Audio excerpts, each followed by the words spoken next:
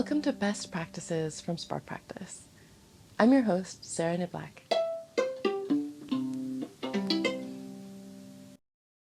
Elements of music are what make up the acronym.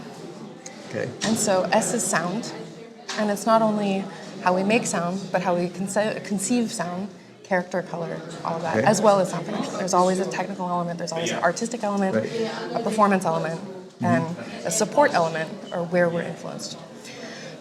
P is performance, and so those are the skills just to get from one end to another, and then also emotional regulation, nervous system training, stuff like that. Okay.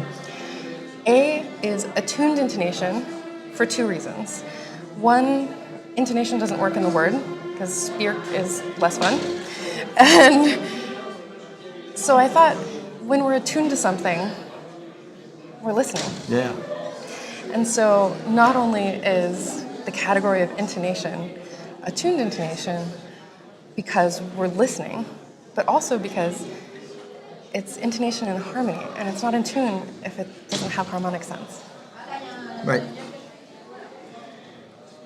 We're divorcing the tuner. No, please. Please, come on. And opening our ears. Yeah. Yeah. And then R is rhythm, not just note values. Right. But what's the groove? What kind of music is this? Right. How do we fit into it, break it up, strong beat, sweet, the whole thing. Yep. Okay. So larger vision of that.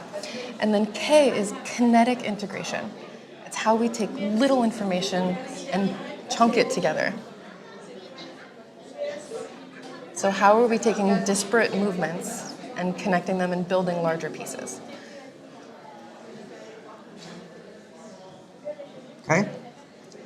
What goes with that and the extra secret magic. Does that also include practicing that kind of stuff? Practicing builds all of these. Oh, so this is, yeah, right. This is how we practice. Yeah. Yeah. But we tend not to think about practicing performance and intentionally practicing our kinetic integration. And I think that's a bummer, because when we do, it makes a big difference. But where I'm getting paused is that for me, kinetic is always plugged into each part of these. They all are. Okay. They're yeah, all right. interconnected. Right, okay. But I think it's important enough to have its own space, because we're talking about posture, we're talking about releasing, we're talking about breathing, we're talking about the organizational things between all the rest of it too. Okay. Yeah. But the extra magic with kinetic integration is that it's also our self-talk. Okay. So when we're learning something, a scale, oh crap, oh I'm stupid, when we get to that, what have we learned? Oh, crap. Yeah! Yeah. What if we do that differently? Right. So let's put other information in there and build it the right way from the beginning. Yeah. Okay. Thank you so much for joining us for another episode of Best Practices from Spark Practice. I'm your host, Sarah Niblack, and until the next episode, I'll see you in the practice room.